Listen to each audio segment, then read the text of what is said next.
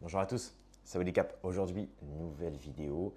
Alors, cette vidéo, elle va être assez intéressante. Pourquoi? Parce que Asselineau, on y réagit souvent en vidéo et étonnamment, Asselineau, vous savez, il est assez républicain dans sa manière d'être et de faire.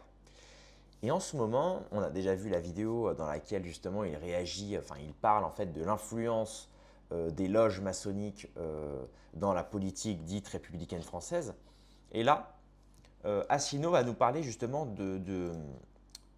des récents tirs israéliens à Jénine lors d'une visite qui avait visé d'ailleurs une tonne d'étrangers. Ça va être récapitulé par la personne qui pose la question à Asselineau, parce que justement c'est une question du chat qui dit: une délégation française a essuyé des tirs israéliens à Jénine lors d'une visite. Est-ce un message envoyé par Israël contre les menaces de sanctions de la part de la France? Parce qu'effectivement, Macron a récemment dit avec Stern et j'ai oublié le nom de l'autre. Bref, c'est pas très grave. Il a dit clairement que voilà, ce qui était fait en ce moment à Gaza, c'est inadmissible. Et comme je vous l'ai dit dans la vidéo d'hier, en ce moment, on est dans le dévoilement du côté de Netanyahou, mais de l'autre côté, on commence à avoir des people, des gens influents qui ont les pouvoirs d'agir et les moyens d'agir qui commencent à se rebeller, ou du moins qui commencent à dire à Netanyahou qui commence à casser les burnes à tout le monde. Donc c'est assez intéressant. Donc, on va regarder ce que nous dit le jeune Asselineau, frangin. Le jeune Asselineau. Ben c'est parti. Allez, c'est parti, on se met la vidéo. Mettez un like. Mettez un like. Si vous ne mettez pas de like, il n'y aura pas grand-chose. Mais mettez un like quand même. Allez, c'est parti. Chat. Une délégation française a essuyé des tirs israéliens à Janine lors d'une visite. Est-ce un message envoyé par Israël contre les menaces de sanctions de la part de la France? Alors oui, j'ai appris ça là, juste avant que ne commence ce direct. Alors pardonnez-moi, je vais juste mettre en 1,25 si ça ne vous dérange pas. Voilà, parce que comme à chaque fois quand il parle, il rallonge un peu, ça va durer quoi, 5 minutes ce qu'il va dire, donc voilà. Le temps c'est de l'argent, chers amis, donc mettez toujours les vidéos en accéléré, même les miennes, hein, mettez-les en accéléré, hein, parce que le temps c'est de l'argent, les amis. J'ai vu ça parce que je regarde toujours au dernier moment les dernières informations. Il y a des gens qui se tiennent au courant de l'actualité. Donc effectivement, je crois savoir. Je ne savais pas que c'était des Français en particulier. Je savais que c'était des diplomates. Il y a eu des Français, des Portugais et des Espagnols. Voilà, je crois que c'était en fait une mission de plusieurs diplomates de plusieurs pays de l'Union européenne qui a été invitée par l'autorité palestinienne, si j'ai bien compris, à Jénine, et l'armée israélienne a tiré dessus. Alors il n'y a pas eu de mort, heureusement encore, mais ils ont tiré dessus, c'était des tirs de sommation. Alors si j'ai bien compris, M. Jean-Noël Barrot a convoqué l'ambassadeur d'Israël en France, oui. Alors pour être précis, il y avait des Anglais, des Espagnols, des Canadiens, des Russes, des Turcs, des Brésiliens, des Hindous, des Égyptiens Non, et des Chiliens. Des Indiens, pas des Hindous. Oui, des Indiens. Les Hindous, c'est une religion. L'Indien, c'est le... Ah oui, donc il y avait de nombreuses nationalités, en fait. Qu'est-ce que vous voulez que je vous dise? C'est dramatique. Bon, c'est absolument, j'en parlais tout à l'heure, je ne savais pas s'il y aurait une question là-dessus. La situation c'est au-delà du scandale ce qui se passe en fait à Gaza, puisque le nombre de morts qui sont maintenant, et notamment de femmes et d'enfants, si on rapporte à la population de Gaza, j'ai vu, je ne sais plus quoi, il y a un essayiste, un journaliste, un observateur qui est passé sur je ne sais quel média, qui me comparait que par rapport à la population française, presque toute la population de Gaza a été déplacée. Donc c'est comme si en France il y avait 60 millions de personnes déplacées, et si j'ai bien compris, le nombre de tués par rapport à la population de Gaza, c'est comme s'il y avait eu 7 millions de Français qui étaient morts. Enfin, je ne sais pas si vous vous rendez compte. Alors je connais l'argument qui consiste à dire le Hamas n'a pas rendu les otages. Enfin c'est bon, ça va. Je ne suis pas là à défendre du tout le Hamas. Mais enfin, entre quelques dizaines d'otages, c'est bien malheureux pour eux, je suis bien d'accord. Mais un carnage de cette nature, ça n'est plus justifiable. D'ailleurs, c'est d'autant moins justifiable que je vois que de plus en plus de juifs, parmi d'ailleurs des représentants de la communauté juive assez connus, commencent eux aussi à à se scandaliser de cette situation, parce qu'on est face à de l'épuration ethnique et face à l'accusation c'est pas moi qui l'ai inventée, c'est notamment la Cour européenne la Cour, comment dirais-je, de justice internationale, tribunal pénal international, pour de crimes de génocide. Oui. Parce qu'il y a un moment à partir duquel il faut arrêter de tourner autour du pot quand même. Bon. Donc c'est absolument scandaleux. La CPI. La CPI, pardon, la Cour pénale, oui, c'est ça que je voulais dire, la Cour pénale internationale. Voilà, ça ne va plus. Et ce qui est à craindre, c'est que le gouvernement de Netanyahou, qui ne représente pas tout le peuple israélien. Bien sûr. D'abord, je rappelle qu'en Israël, vous avez un certain nombre d'Arabes qui ont le droit de vote, mais vous avez aussi des Juifs israéliens de confession juive de nationalité israélienne qui sont contre Netanyahou. D'ailleurs, avant que n'arrive cette affaire horrible du 7 octobre, Netanyahou était dans une très grave situation. Il avait justement essayé de toucher à la Cour suprême, il avait des quantités d'affaires sur le dos, et donc il souffrait d'une très grande impopularité. Et souvenez-vous de la vidéo d'hier, il me semble, ou d'il y a 2 jours, où justement Cohn-Bendit, quand même, on connaît, qui lui est justement donc c'est un Allemand juif pro-israélien, et même lui, il commence à dire que Netanyahou, il pète les plombs, quoi. Donc si des mecs qui passent à la télé, qui sont connus, qui sont, comme j'aime bien les appeler, des people, parce qu'en fait c'est des gens surtout qui ont les moyens d'agir, parce que ils ont accès aux grands médias, etc., etc. Donc même ces gens-là qui commencent à dire que Netanyahou pète les plombs, c'est qu'il y a un truc. Il y a un truc qui se passe là. Et comme je vous l'ai dit, il y a 3 étapes. Il y a le peuple qui se révolte. Donc là, on le voit sur les réseaux sociaux, les gens s'insurgent de ce qui se passe. Ensuite, maintenant, on est à la 2e étape, c'est les people, les gens qui ont les moyens d'agir, qui commencent justement à élever la voix. Et la 3e étape, ce sera les dirigeants. Et évidemment, on attend au tournant Trump. Il faut que Trump mette au pas Netanyahou. Et là, ce sera bon. Et là, on avancera. Je voudrais aussi ne pas passer par pertes et profits, parce que les médias français ont tendance à passer ça par pertes et profits. C'est plus que des rumeurs, c'est des certitudes, comme quoi Netanyahou avait été prévenu de l'affaire du 7 octobre plusieurs heures à l'avance. Et ce n'est pas moi qui le dis, ce sont des proches, ce sont même des gens du service de renseignement israélien qui l'ont dit. D'ailleurs, quand on connaît... Enfin, moi, je ne suis jamais allé ni en Israël, ni à Gaza, ni dans les territoires occupés. J'aimerais bien y aller un jour, d'ailleurs. Mais bon, de ce que je lis, la population de Gaza, le mur qui entoure Gaza, est surveillé 24 heures sur 24 par tout un système radioélectrique de surveillance, des caméras, des senseurs électroniques, etc. C'est absolument inimaginable ce qui s'est passé le 7 octobre, et surtout que pendant plusieurs heures, il n'y a pas eu d'intervention militaire. Donc, il y a là-dessus... Oui, ce qui se dit, excusez-moi si je coupe à chaque fois, hein, mais ce qui se dit, effectivement, c'est que le 7 octobre était prévu, en fait, par Netanyahou. Ou du moins il était mis au courant, voilà, il a laissé faire pour pouvoir répondre.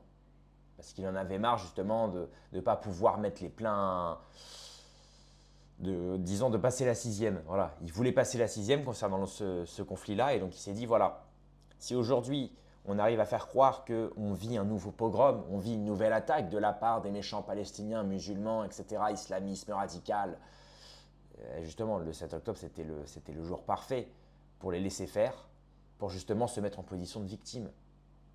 Et voilà, ça relève c'est machiavélique. Ça relève de ça. C'est machiavélique. Quand vous laissez votre propre peuple se faire attaquer pour pouvoir mieux répondre derrière,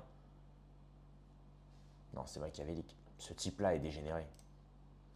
Des choses qui restent à clarifier. Mais en tout cas, ce qui est certain, c'est qu'il y a effectivement des otages qui ont été pris, et c'est horrible, je suis tout à fait d'accord. Mais on ne doit pas...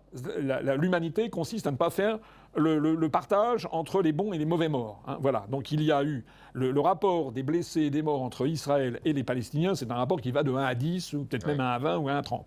C'est inacceptable. Voilà. Et la communauté internationale, mais la vraie, le monde entier est révolté. Là, le problème qu'il y a avec le gouvernement de Netanyahou, qui est poussé par ses jusqu'au boutistes, notamment Bezalel Smotrich, qui est donc le ministre, je crois qu'il est ministre des Finances, qui est un ultra extrémiste, et qui est un ardent partisan de ce qu'ils appellent Eretz Israël, c'est-à-dire le grand État d'Israël, dont je rappelle que cet État rêvé par ces extrémistes consiste à avoir non seulement l'État d'Israël actuel, mais également Gaza et les territoires occupés, mais également d'avoir toute la rive est du Nil, donc une partie substantielle de l'Égypte, mais également d'avoir le nord de l'Arabie Saoudite, la Jordanie et une partie de l'Irak, et également le sud de la Syrie. Donc ça fait quand même beaucoup, voilà. Et quand on a ces gens qui sont à la tête d'un État comme l'État d'Israël, on va vraiment vers la folie générale. Voilà. Et là, il y a à l'évidence, ça va plus. Je vois d'ailleurs que Trump, pourtant, dont le gendre Jared Kushner est juif, il a d'ailleurs nommé de la famille le nouvel ambassadeur des États-Unis en France, qui est M. Kushner, KUS H-N-E-R, c'est pas comme notre Kouchner avec un O. Donc Trump, qui était considéré comme tout à fait très très très favorable à l'État d'Israël, qui a d'ailleurs transféré l'ambassade des États-Unis à Jérusalem. Enfin, on ne peut pas faire le reproche à Trump d'avoir été anti-sioniste et anti-israélien dans son premier mandat, mais là, vous avez vu ce qui se passe. C'est que même Trump ne supporte plus, il s'est rendu au Moyen-Orient et il a snobé l'État d'Israël. Non mais ça c'est juste dingue, putain. Franchement, entendre Asselineau le dire, ça fait tellement plaisir. Parce que quand c'est Soral qui le dit, tout le monde lui crache à la gueule, tout le monde dit Soral, complotiste, gna gna gna, mais non, Trump c'est un sioniste pur et dur. Soral il vous dit ok, attendez, patientez, vous allez voir. Soral, ça fait 30 ans qu'il est sur le terrain le mec, tu vois. Ça fait 30 ans son métier c'est de penser toute la journée. Vous vous doutez bien que le mec il va pas sortir quelque chose comme ça. Parce que moi je reçois beaucoup de messages. Hein. À chaque fois, moi, je réponds pas aux messages des gens qui me disent oui, mais attends, Trump, attends, truc. Je dis ok, je réponds même pas. Parce que la vérité prend l'escalier. Et vous voyez, petit à petit, on voit. Là, pareil, un Netanyahou qui a annoncé vouloir attaquer le nucléaire iranien. Trump, il lui dit écoute, mon coco. Et vous allez voir, il va le mettre au pas bientôt. Il va le mettre au pas. Parce que comme l'a dit Soral, Trump, à son premier mandat, il n'avait pas les moyens d'agir. Il n'avait pas les moyens, il avait le pouvoir. De même que si Le Pen a le pouvoir en France ou Bardella, ils auront la représentation du pouvoir. Ils diront nous sommes au pouvoir, mais ils ne pourront pas agir. Parce que pour agir, il te faut les gens derrière. Il te faut des complices, il te faut des bras droits, il te faut les financiers aussi.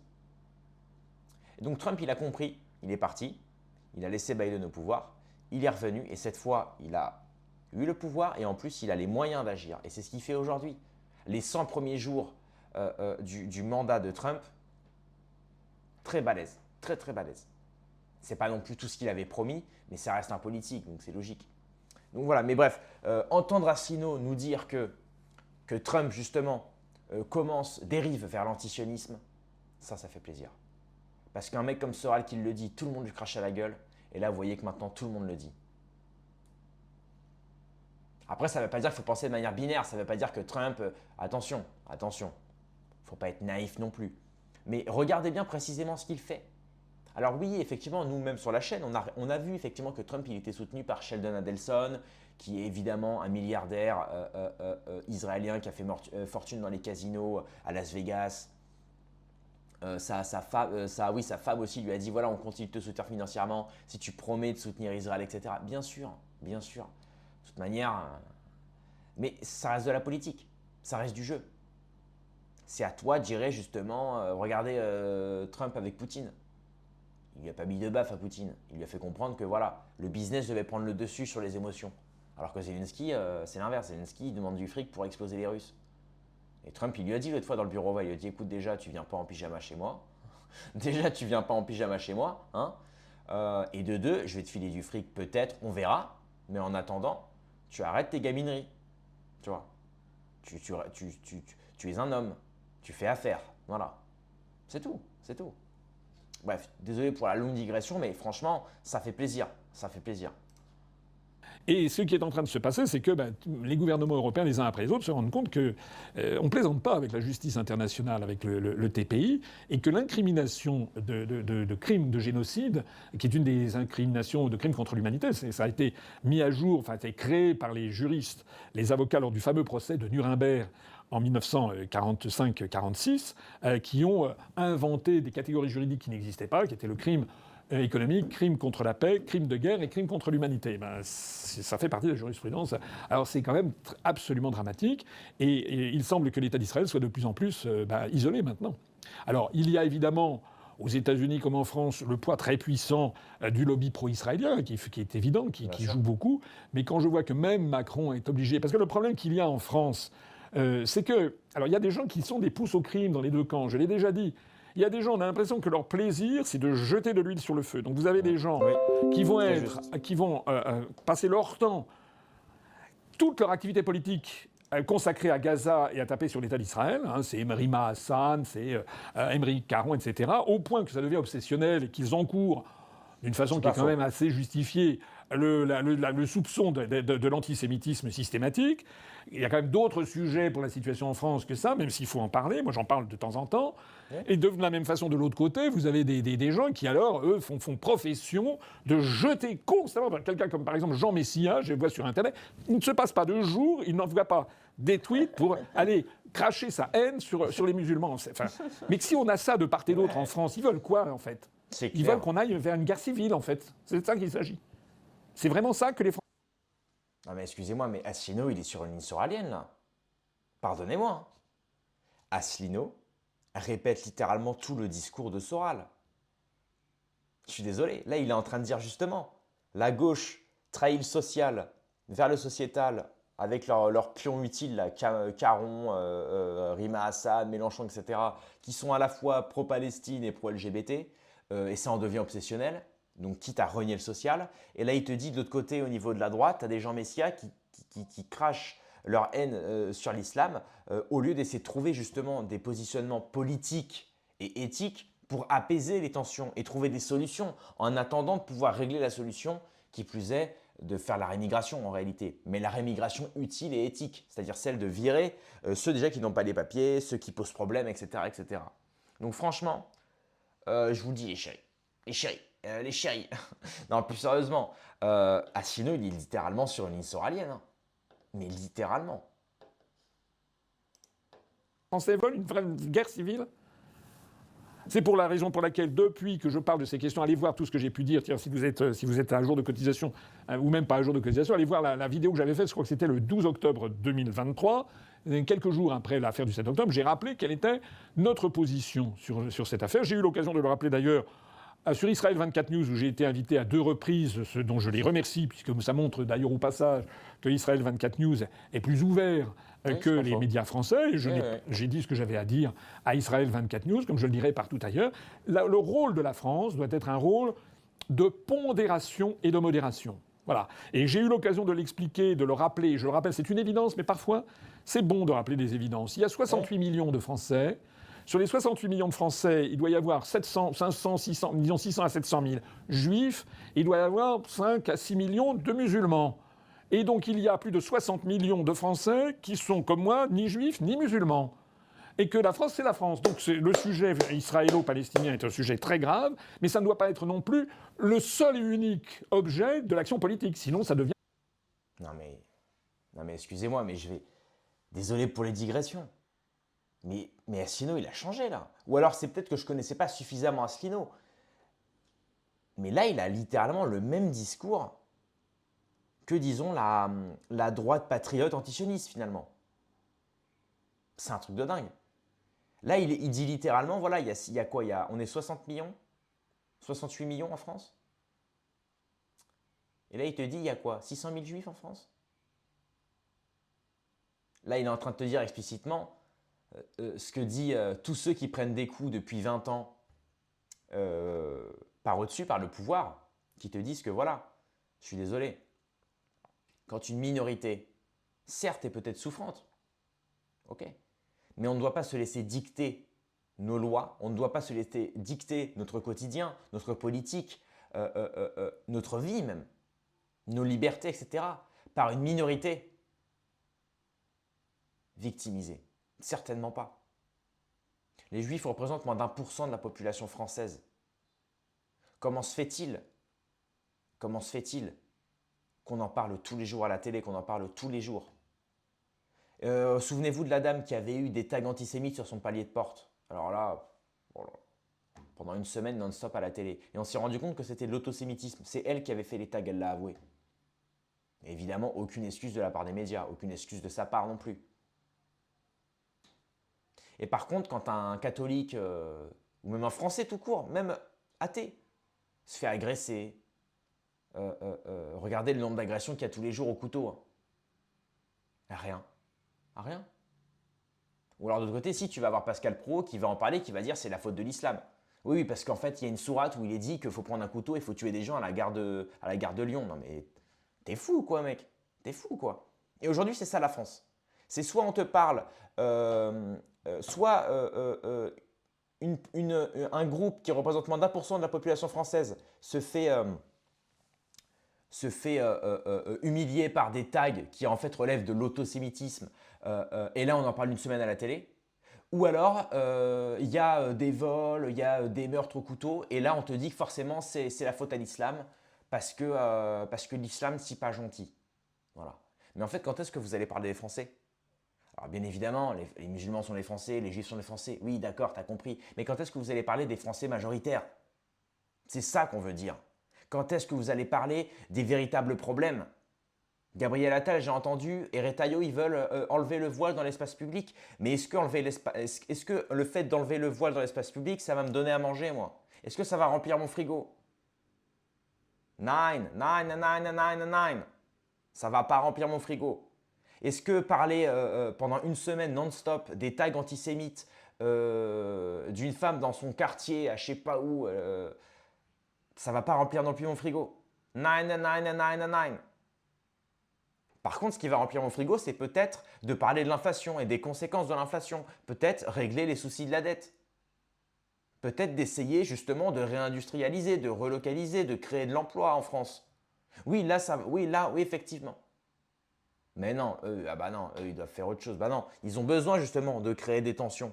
Parce que ces gens, les gens au pouvoir, ou les gens du moins qui ont les moyens d'avoir ne serait-ce qu'un petit peu de pouvoir en France, ils sont tous missionnés pour semer le chaos en France. C'est tout. C'est tout. De la folie. Voilà. Et moi, j'estime que nous devons faire très attention à avoir une politique pour calmer le jeu, pour essayer, malheureusement, la France est jugée partie.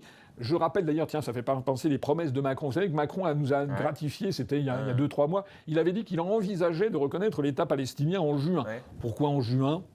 Pourquoi pas en avril 2026 ou en mois d'octobre 2032, enfin, n'importe quoi. Ouais. Moi, j'ai dit, et je le répète, quelle est notre position. C'est une série, le truc. La France doit, je dis ça depuis, on ne peut pas me dire le contraire, depuis 2011, depuis le premier programme que j'avais présenté pour la présidentielle de 2012, où je n'ai pas pu me présenter.